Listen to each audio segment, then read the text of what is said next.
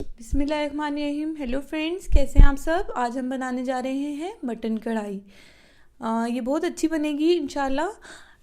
आप ज़रूर ट्राई कीजिएगा। इसमें हमें चाहिए होगा मटन, हाफ़ के जी ले लें आप, और अच्छे से वॉश कर लें उसको। अनियन चाहिए होगी हमें, प्याज, इसको आप काट लीजिएगा एक बड़ा।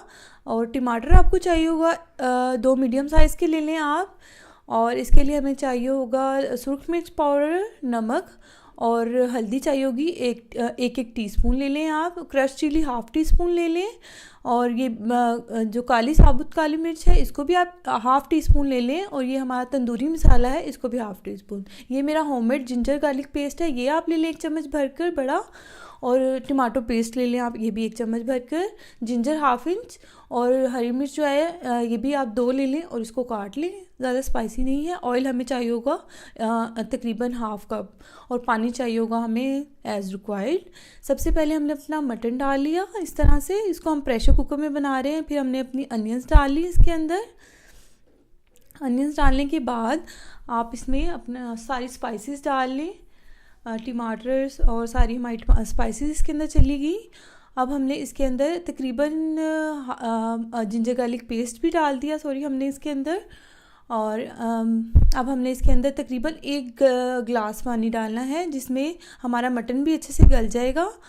और तकरीबन बाद में हम इसको अच्छे से भून लेंगे।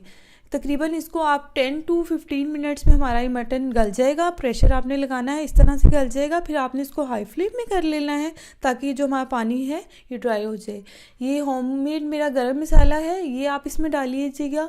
और ये टमाटो पेस्ट है। गरम मसाला डालने से ये होगा कि जो थोड़ा स्मेली होता है मटन, उसके वो अच्छे से भुन जाएगा, और इंशाल्लाह उसकी बिल्कुल भी महक नहीं आएगी जो मटन की होती है। आप इसमें टमाटो पेस्ट डालकर, ऑयल आपने हाफ़ कप डाल दिया। फिर आप इसको तकरीबन 10 to 15 मिनट्स अच्छे से भुनेंगे। ये हमारी कढ़ाई तैयार है।